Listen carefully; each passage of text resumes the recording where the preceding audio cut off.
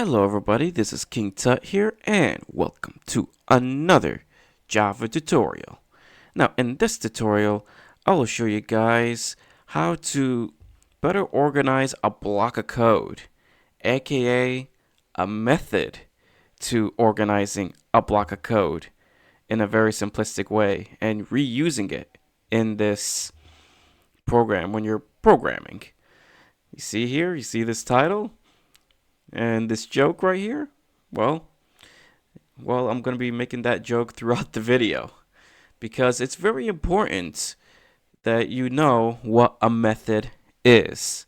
So if you came from the C++ realm of programming, you'll understand that method is basically a Java version of function. But for those who don't know, who are new to programming and is starting Java, let me explain to you what a method is. So suppose you have this block of code right here. All it does is just it asks you a question of how many planets are there in the solar system, and then you put in the answer, and the answer in the while loop it determines if your answer is true or false. And I use a boolean for a reason right here because I want the while loop to go on and on and on until the answer is correct. And yeah, if you see here, I made the answer 9, not 8, because I think I consider Pluto as a planet. I don't care if YouTube is going to take this video down. Just because Pluto is a dwarf planet, it's still a planet. It has planet in its name. And for all the Pluto lover out there, my favorite planet is Jupiter, by the way, but I sympathize with people who love Pluto. Anyway, so suppose you have all these code, and I run it to make sure everything is all fine and dandy, and I say A, wrong answer, and I say 9, and it's correct. And I wanted to use this code again, but for a different reason. So, but I don't want to end up copying and pasting and making this code look like a huge mess. So what do I do in this situation? What do I do? Well, we have a method to organizing this code and reusing that code in a more compact manner. And that's called a method. You see that pun? Yep. So in a method, so basically a method organizes your code, but instead of using and copying and pasting a block of code, you just copy that method name. And it's a way to calling up that block of code. I'll show you what I mean. So let's make a comment implementing a method. And let's do, so in order to implement a method, you have to determine whether or not it's going to be public or private. For the sake of this video, we're going to use public. The public and private is a class thing. It's one of those object-oriented parts, which we're going to get into it later in this series. But for now, we're going to be doing public. So let's do public void ask question. Actually, just put public void quiz. Let's do that.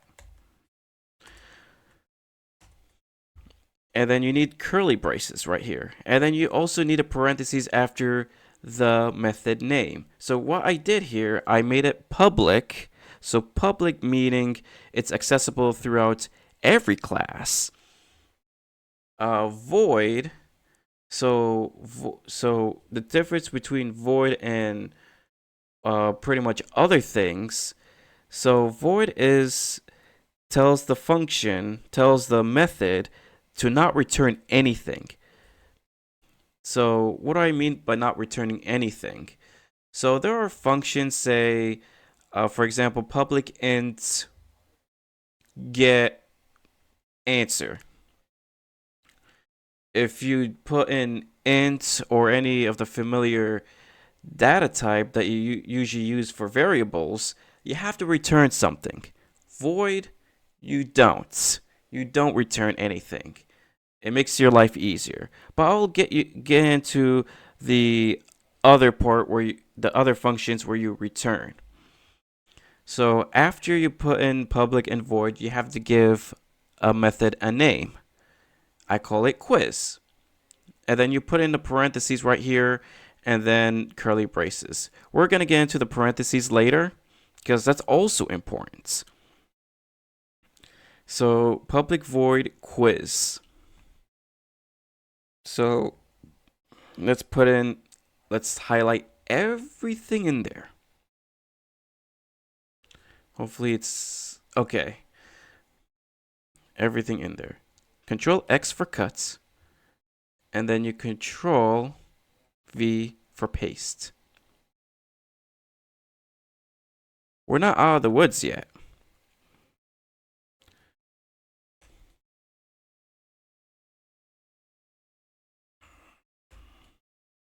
We're not out of the woods yet. Sorry about that. So it's giving me errors, so I was trying to put in curly braces. It's really annoying when it comes to curly braces. So, yep. So I'm just gonna make sure all the curly braces are lined up. All right. So we're not out of the woods yet. We need to call up the method. So in public void main, we just simply call out the method name. So quiz.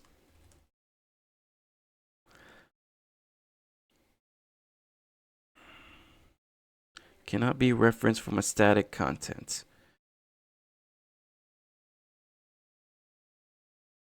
Let's say I want to put this.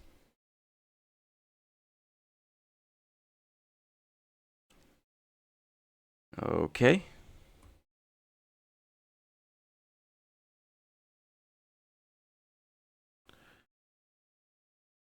So it's giving me errors, as you see here. So why is that?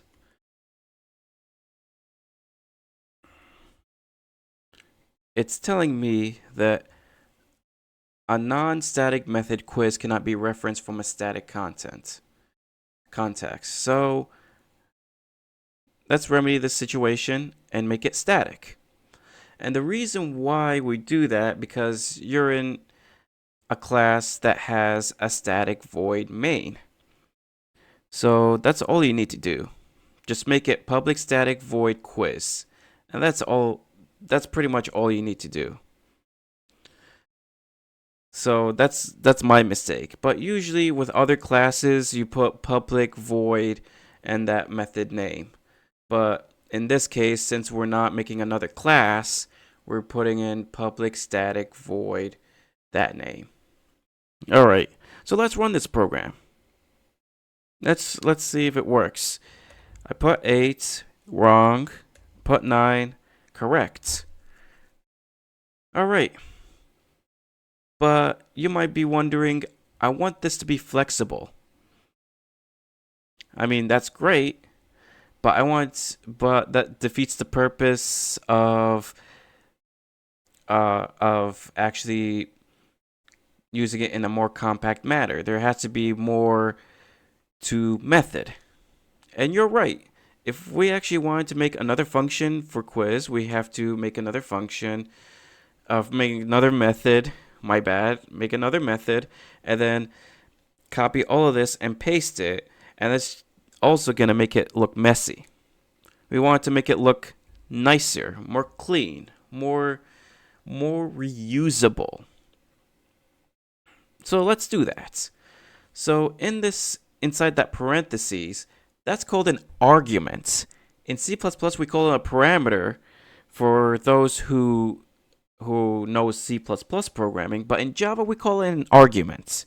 That's why inside the public static void main, we call it args, string in brackets args. That's an argument inside. So we make that arguments, and we can make as much argument as you want. So we're just gonna keep it as input, but there's gonna be a lot of flexibility. Like, I want to make the question here variable, and I want to make the answer here variable as well.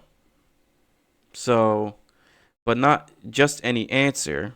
I want to make the right answer variable. So let's do that. Let's first of all create an int called correct answer. And let's just keep it that way. Or a better way to do this is to declare it inside the parentheses. Make it as an argument. You could actually declare a variable inside the argument. So let's do string question, and let's do string answer. And you might be wondering, wait, why would we put string? Why would we make answer as a string? Well, just for flexibility purpose, because instead of always using int or double or decimals or whatnot, we want to make it more flexible by using string, and the reason why I want to, and string allows you to put whatever word you want to put, even numbers. So inside like these quotation marks, it's flexibility. It's very more flexible than an int where you have to put an integer, or double where you have to put decimals or probably a whole number, 0.0, or basically a character where you just put a letter or a character. Strings are just flexible. What am I gonna say? It's flexible. So let's change the question here to just implement question. We're gonna leave answer just like that. And then we're gonna put next line instead of next int.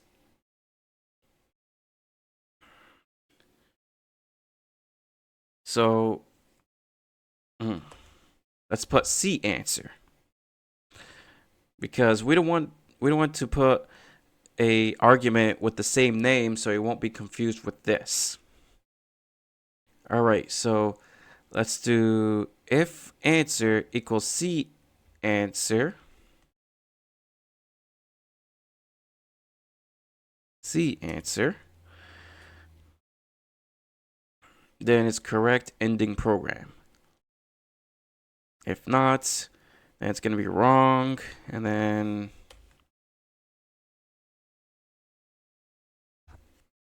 all of that. I mean, you get the point. So you see here, I made string question and string answer. C answer. C meaning correct answer. I've made it input. Instead of putting in the text inside the system.out.println, I put question. So that way I could make an argument of whatever questions I want to make. Okay? And then I left answer just like that. And for the string answer, so it used to be int answer, now I changed it to string.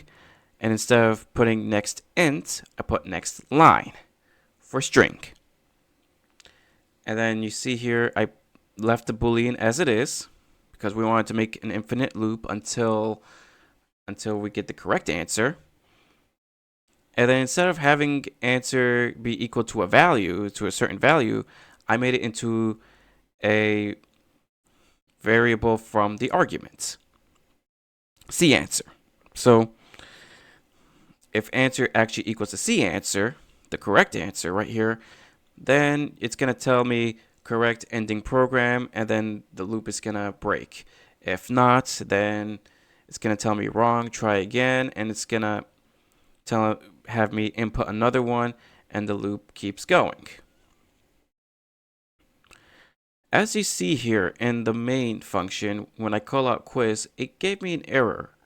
And the reason why for it, because it's expecting 2 arguments. So the amount of argument I put in is the amount of argument I have to make use of.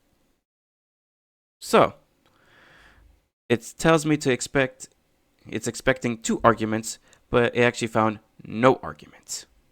So let's add in the arguments. So let's have the question, how many continents, how many continents on Earth? It's a weird way of questioning things, but does the job. And let's make the C answer be 7. So let's test it out. I know it's a very long video, but every detail must be told so you could actually understand how this whole thing works. So how many continents on Earth? 8. Wrong. Let's put 7. So it gave me wrong, try again.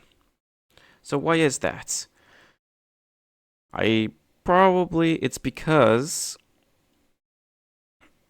this is like an int value or a string value, but answer is one string is equaling a string, but that's not how string works. So it's better to put equals this string when it comes. So if you're doing a comparison between strings, you want to do this method. So let's see if it works. Let's break the program. Let's stop the program, and then let's reuse it. So let's say I want to do 7. I put in the correct answer, and it tells me correct ending program. So that's what you need to do when it comes to comparing string. You need to have one string dot equals dot C answer, and you don't need to import anything. So this is fine. I always thought we have to import stuff when it comes to string, but this is fine. So this is how you compare a string. So that's pretty much it. That's a method to your madness. And it's very, very useful when it comes to even object-oriented programming. And it's very, very powerful tool to use in terms of doing like a quiz, making a quiz function, making a function that acts like a calculator, acts like adding stuff. There's a lot you could actually make use of. So, and later in the series, you're gonna see this being used a lot. And when it comes to very advanced part of Java, like class, inheritance, polymorphism, and so on and so forth. I don't know, like I can't stress this enough. This is the most useful method, wink wink, and in Java programming language. So hopefully you find this useful. Hello everybody, this is King Tut, future King Tut. I just got done recording and I realized I need to insert something into the video. I've mentioned that I showed you void, and I'm going to show you say like int quiz or whatever it is, like a function that actually returns. So I'm going to be doing that right away. So let's make some changes, and let's do say public static string right answer. So let's do that.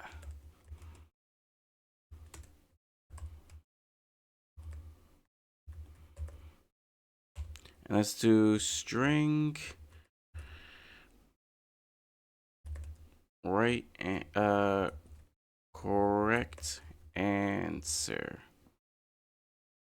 Answer. If I spelled that correctly. And then let's end that with return correct answer. So that's what you need to do.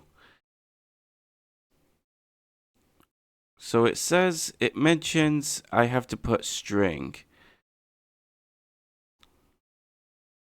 So right here, I actually misspelled that here. And that's all you need to do. So if you're going to do like say int, whatever it is, you just do whatever you need to do inside this function here. And then you need to return a value that you wanted to return inside the function, whether it's a parameter or something that is inside this function.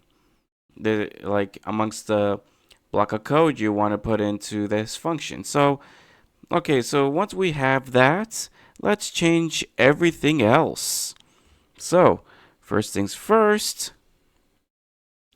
So, let's have C answer.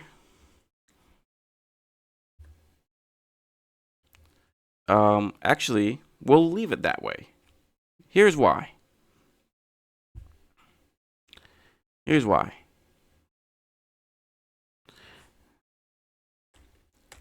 We're gonna actually put in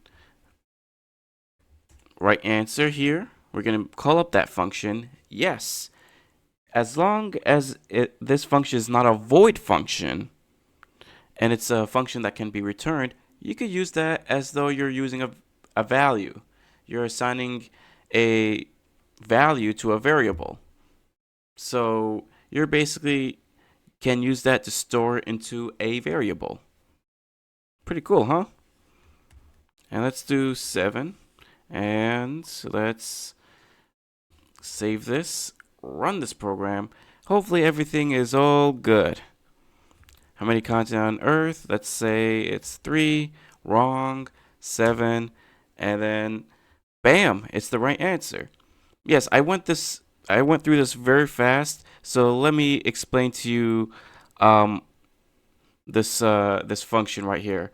So the reason why you need it, the purpose of return here is to return. So once everything is all executed inside that code, you need something to like tell the function that everything is all like fine and dandy. You need to return a value to a function. So in other words, that function needs to have something stored inside here. Needs to have a value in and of itself. That's where you get the return function is. So if I made if I made this value as kingtutrules, it's gonna return kingtutrules. This function is gonna be with the value kingtutrules, and you could use that to store into any variable, any string variable, for example, as long as this is the same data type. So hopefully this video is helpful. And if you have somebody who is struggling with this concept, share this video to them. And if you really like this video, smash that like button and comment down below. Let me know what you think of this video. And I'll see you in the next one. Bye.